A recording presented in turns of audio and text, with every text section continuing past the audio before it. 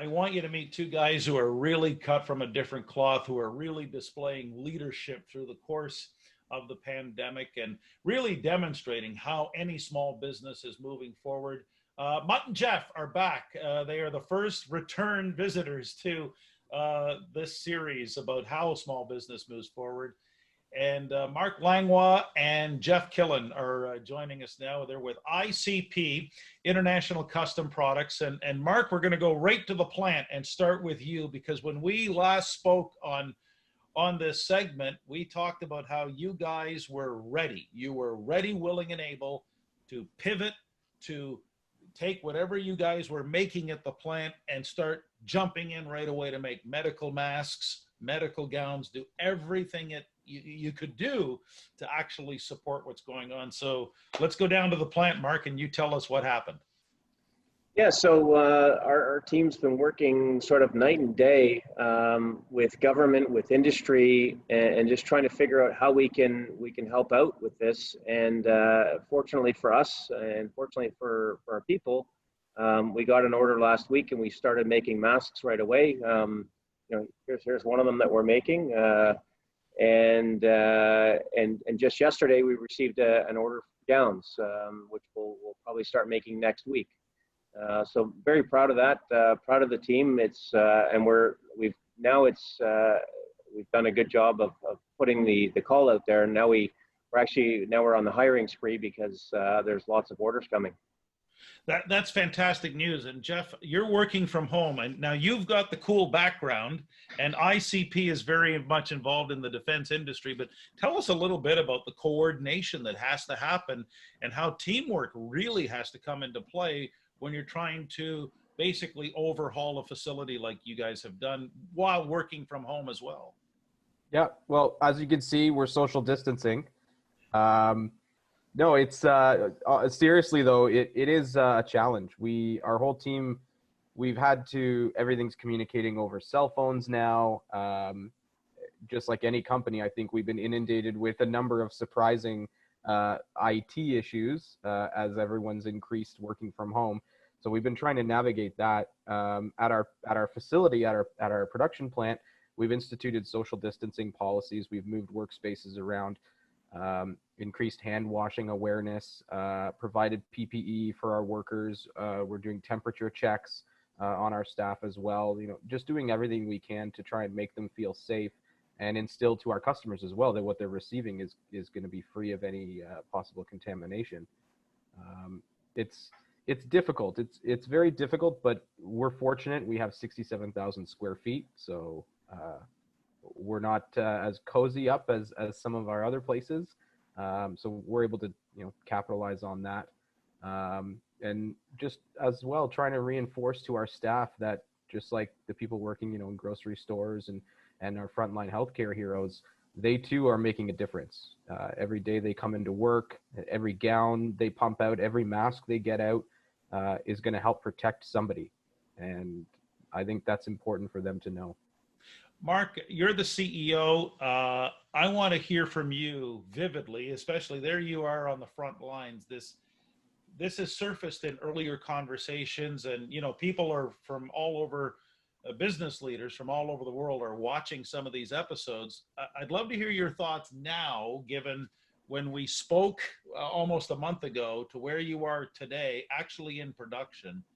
Love to hear your thoughts on the difference between the peacetime CEO and the wartime CEO.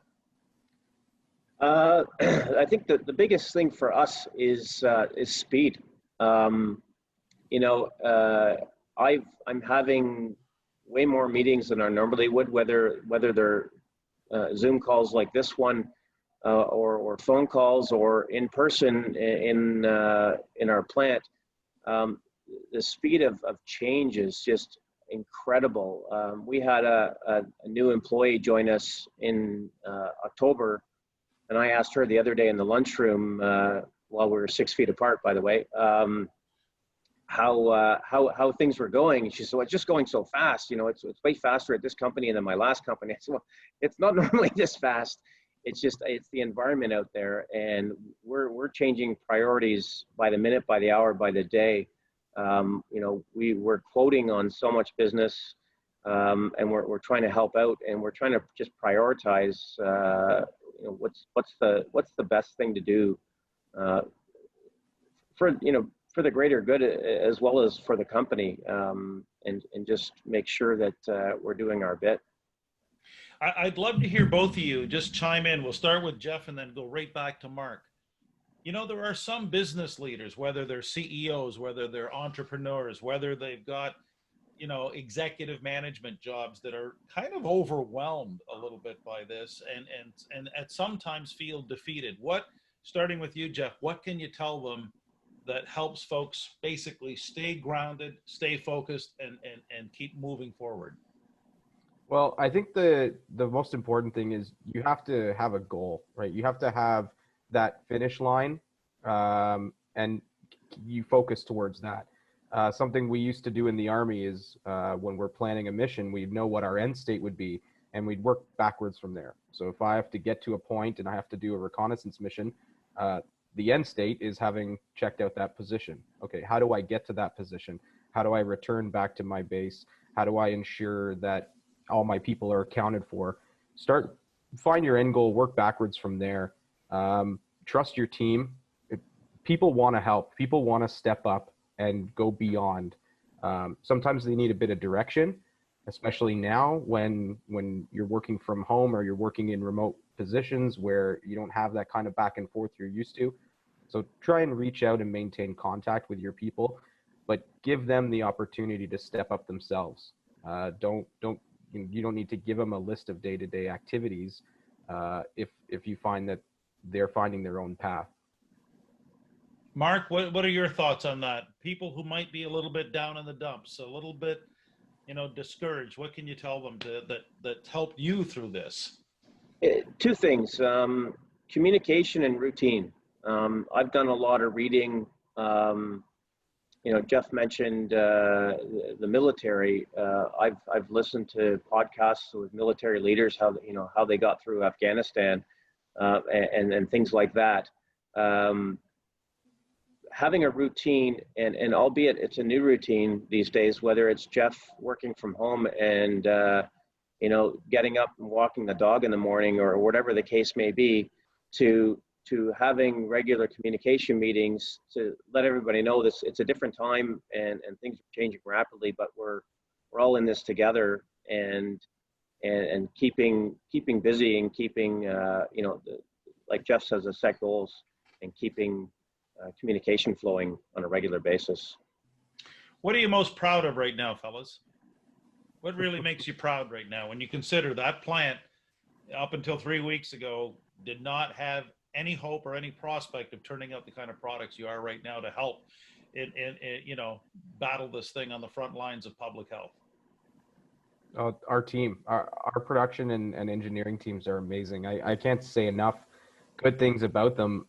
We went from being a company where the customer comes to us and says, I want you to make this widget, here's a drawing, or help me design a widget, to finding medical documentation, creating samples, getting leads on material, and pumping out a compliant gown that will help our frontline staff in weeks. This is something that companies have been around doing this for 50 plus years, and they're having trouble adjusting to the demands right now.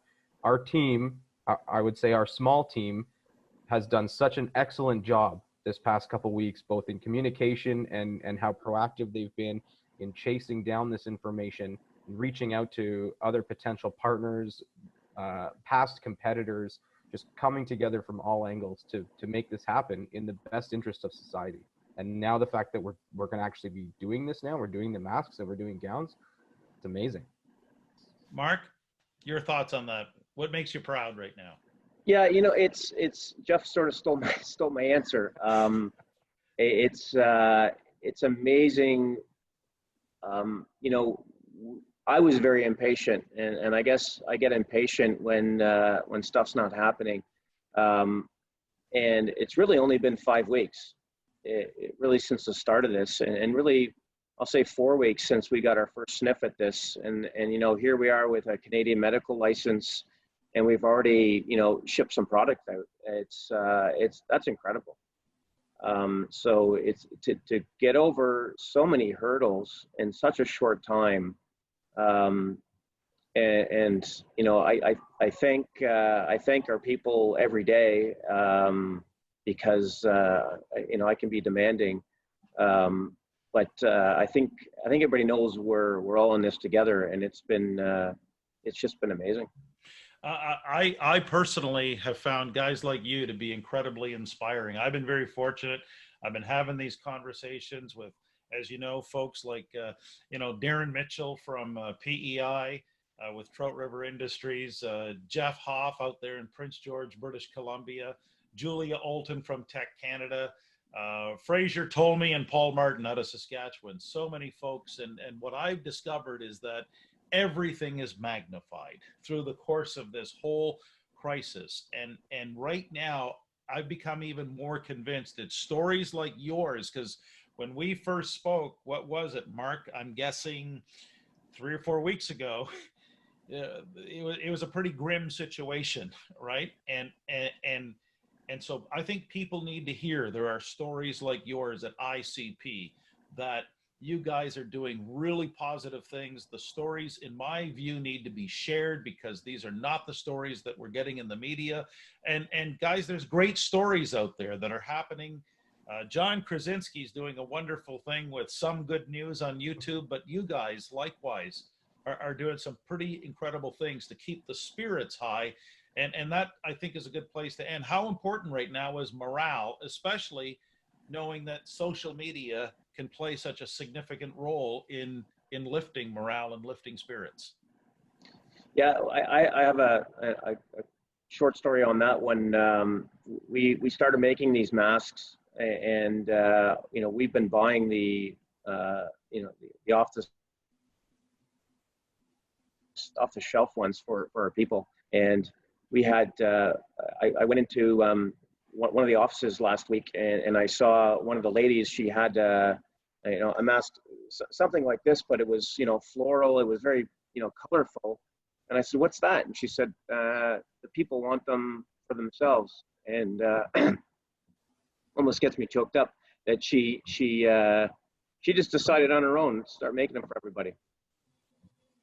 Wow. Yeah. The power of the human spirit, Jeff. Yeah. What can you tell us about what you're seeing in terms of how creative and how good people really are in the face of this? Oh, it's amazing to see everybody come together. Like I said, companies that traditionally would be competitors reaching out, establishing connections, and seeing how they can help each other out to produce this PPE. Seeing people who, you know, they maybe have a sewing machine at home because they mend their own garments. Now they're pumping out masks for local retirement homes and healthcare facilities. It's incredible. And that's something I think, if people are struggling, use your network. And now is a time to grow your network. People are starved right now for that person-to-person connection. And I haven't found a better time than now to reach out and try and establish a new connection with somebody. There's businesses that have closed that maybe you can help reopen. There's people out there that are looking to collaborate and to help, just like we were 3 weeks ago. We were desperately asking anybody who knew what anything about PPE, contact us. If you know material, contact us. Look where we are today. So keep pounding away, right? Keep pounding, and you'll get there. Yeah, that's well said. Hey, Mark, I ripped this off your Facebook page. It's Hockey with Hearts. I think it is Hockey with a Heart. Mark, you've always led with the heart. There's the evidence on Facebook. You get the last word on what this is all about in terms of helping anyone watching today understand how much more power they have to keep moving forward. It's the human spirit, I guess. Like you mentioned, it's when you get in tough times, people, the real people come out. And it's funny, I didn't realize you had that. I was like, that photo looks familiar in the background there. And, well, that's why it is yours. You're in there. Yeah. That's why I was like, where's that photo? But yeah, those folks, you know, they volunteer their time to help the homeless. And Christmas time every year, we bunch of hockey guys get together and collect food in my hometown and help the homeless. And this is, you know, this is really no different than what we're doing here. So let me wrap it up this way. Anything you want to know about medical gowns, medical masks, or if you know someone in the healthcare profession or in those industries that might need some additional supply, these are great guys. Jeff Killin and Marc Langlois. Mutt and Jeff, we really do. We so congratulate and applaud your efforts. Marc down at the plant, Jeff at home in his Top Gun, with his Top Gun background. But really, I think what ICP, International Custom Products, demonstrates, and these are guys who are cut from a different cloth. They're going to go over the wall. Real business warriors through these times, and really appreciate how they are demonstrating through actions how we can all lead together and make everything better for the greater good in these very historic times.